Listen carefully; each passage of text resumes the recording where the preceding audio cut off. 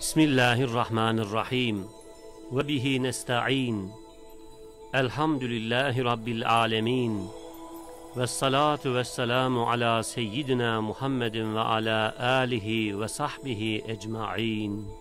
In the name of Allah, the Merciful, the Compassionate, and from Him do we seek help.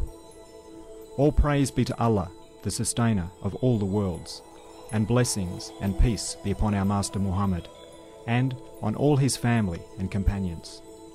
The seventh word. If you want to understand what valuable, difficulty-resolving talismans are the two parts of the phrase, آمنت بالله وباليوم الآخر, I believe in Allah and the Last Day, which solve both the enigmatical riddle of creation and open the door of happiness for the human spirit. And what beneficial and curative medicines are reliance on your Creator and taking refuge in Him through patience and entreaty, and supplicating your Provider through thanks.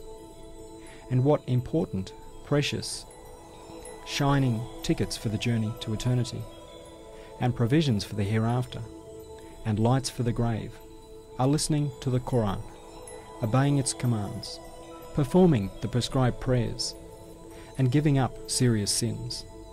Then listen and pay attention to this comparison.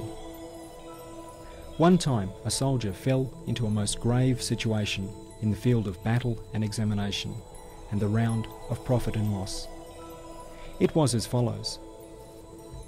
The soldier was wounded with two deep and terrible wounds on his right and left sides, and behind him stood a huge lion as though waiting to attack him.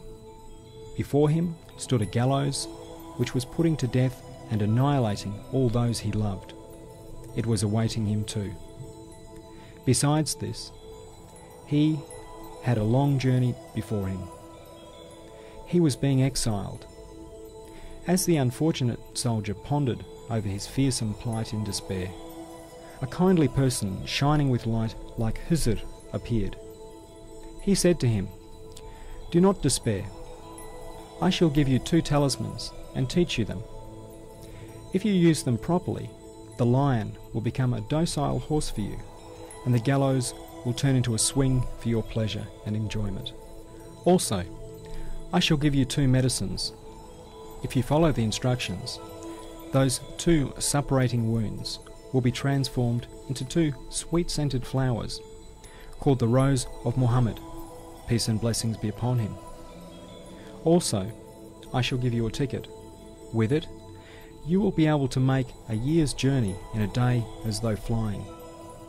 If you do not believe me, experiment a bit so that you can see it is true." The soldier did experiment a bit and affirmed that it was true. Yes, that is, this unfortunate Sayyid, affirm it too.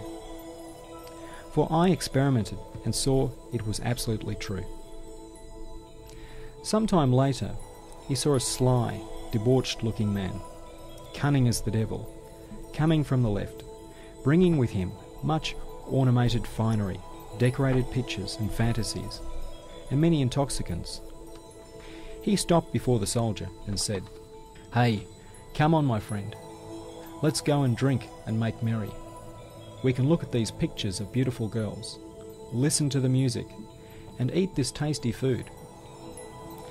Then he asked him, "What is it you are reciting under your breath?" "A talisman," came the reply. "Stop that incomprehensible nonsense. Let's not spoil our present fun." And he asked a second question. "What is that you have in your hand?" "Some medicine," the soldier replied. "Throw it away. You are healthy. There is nothing wrong with you. It is the time of cheer." And he asked, "What is that piece of paper with the 5 marks on it?" "It is a ticket and rations card."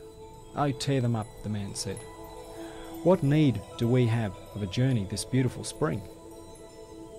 He tried to persuade him with every sort of wile, and the poor soldier was even a bit persuaded. Yes, man can be deceived. I was deceived by just such cunning deceptions.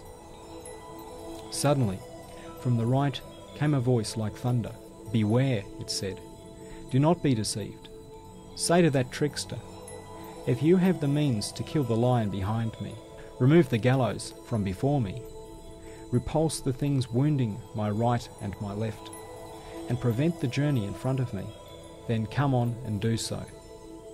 Show that you can, and let us see it. Then say, come on, let us go and enjoy ourselves, otherwise be silent. Speak in the same way as that Hizr like Allah inspired man.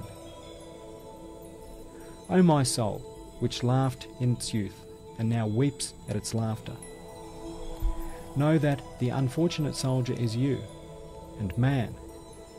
The lion is the appointed hour.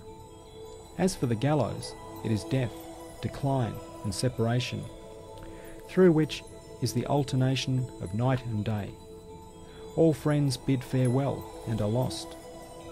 Of the two wounds, one is man's infinite and troublesome impotence, while the other is his grievous and boundless poverty.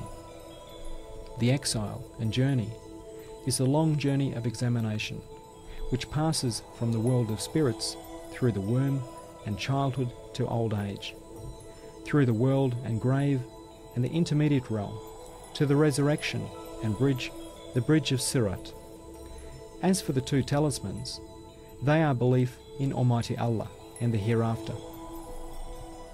Yes, through the second sacred talisman, death takes on the form of a mastered horse, a steed to take believing man from the prison of this world to the gardens of paradise and the presence of the most merciful one. It is because of this that the wise who have seen death's reality have loved it. They have wanted it before it came. And through the talisman of belief in Allah, the passage of time, which is decline and separation, death and decrease, and the gallows, takes on the form of the means to observe and contemplate with perfect pleasure the miracles of the all-glorious Maker's various, multicoloured, ever-renewed embroideries, the wonders of his power and the manifestations of his mercy. Yes, when mirrors reflecting the colours of the sun's light are changed and renewed, the images of the cinema changed, better, more beautiful scenes are formed. As for the two medicines, one is trusting in Allah and patience, and the other is relying on the power of one's Creator and having confidence in His wisdom. Is that the case? Indeed it is. What fear can a man have who, through the certificate of his impotence, relies on a monarch of the world with the power to command? Kun feyekun. Be, and it is. For in the face of the worst calamity, he says, Inna lillahi wa inna ilayhi raji'un. Verily to Allah do we belong, and verily to Him is our return. And places his trust in a most compassionate sustainer. A person with knowledge of Allah takes pleasure from impotence, from fear of Allah. Yes, there is pleasure in fear. If a 12-month baby was sufficiently intelligent and it was asked him, "What is the most pleasurable and sweetest for you?" he might well say, "To realize my powerlessness and helplessness, and fearing my mother's gentle smack, to at the same time take refuge in her tender breast." But the compassion of all mothers is but a flash of the manifestation of divine mercy. It is for this reason that the wise have found such pleasure in impotence and fear of Allah, vehemently declaring themselves to be free of any strength and power, and have taken refuge in Allah through their powerlessness. They have made powerlessness and fear an intercessor for themselves.